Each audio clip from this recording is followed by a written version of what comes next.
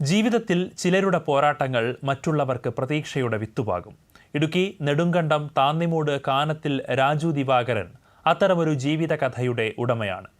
Blood ക്യാൻസറിന്റെ വേദനയെ പിന്നിലാക്കി ഏലത്തിന്റെ സുഗന്ധത്തിൽ ജീവിതം വീണ്ടും പടുത്തുയർത്തുകയാണ് അദ്ദേഹം.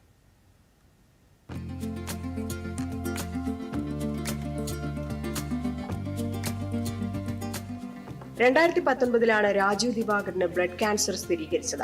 തുടർച്ചയായ ചികിത്സകളും ശാരീരിക ബുദ്ധിമുട്ടുകളും ജീവിതത്തെ ഏറെ തളർത്തിയെങ്കിലും തന്റെ മനോധൈര്യം കവർന്നെടുക്കാൻ അദ്ദേഹം അനുവദിച്ചില്ല. ജീവിതത്തിൽ തിരികെ നടക്കാൻ അദ്ദേഹം തിരഞ്ഞെടുത്ത വഴി കൃഷിയായിരുന്നു. 50 സെന്റ് സ്ഥലത്ത് ഏലം കൃഷിയിലൂടെയായിരുന്നു തുടക്കം. പലരും കൃഷിക്ക് അനുയോജ്യമല്ലെന്ന് വിലയിരുത്തിയ സീസോണിലെ ഭൂമിയിലായിരുന്നു പരീക്ഷണം നടത്തിയത്. എന്നാൽ ആത്മവിശ്വാസവും ശാസ്ത്രീയ കൃഷിരീതികളും ആ പരീക്ഷണത്തെ വൻ വിജയമാക്കി. ഇന്ന് അദ്ദേഹത്തിന്റെ ഏലം കൃഷി 4.5 ഏക്കറിലേക്ക് വളർന്നു. ഞള്ളാനി ഇനത്തിൽപ്പെട്ട ഏലത്തൈകളാണ് കൃഷിക്കായി ഉപയോഗിച്ചത്. പൂർണ്ണമായും ജൈവ സൗഹൃദ സമീപനമാണ് ഇവർ പിന്തുടരുന്നതും.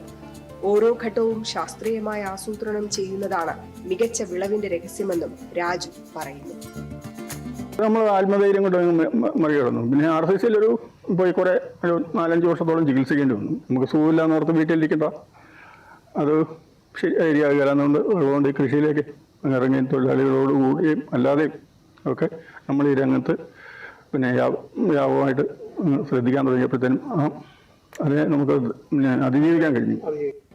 ക്യാൻസറിനെ തോൽപ്പിച്ചത് മരുന്നുകൾ മാത്രമായിരുന്നില്ല, മണ്ണിനോടുള്ള സ്നേഹവും അധ്വാനവും ആത്മവിശ്വാസവും കൂടിയായിരുന്നു.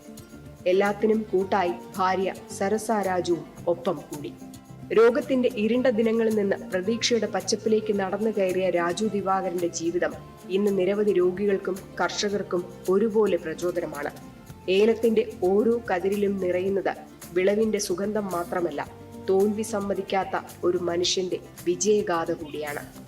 ദൂരദർശൻ ന്യൂസ്, ഇടുക്കി.